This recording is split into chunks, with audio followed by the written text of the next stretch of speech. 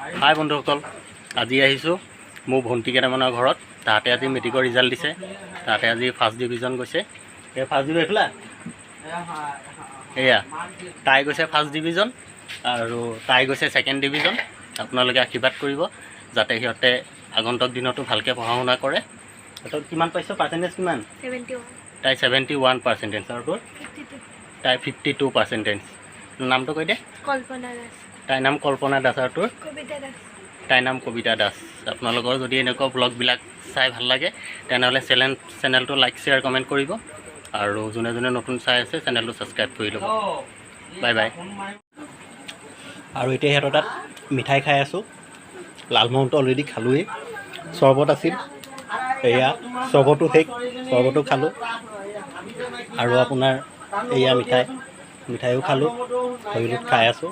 আপোনালোকে আশীৰ্বাদ কৰিব তাহাঁতে যদি আগন্তুক দিনতো ভালকৈ ৰিজাল্ট কৰে।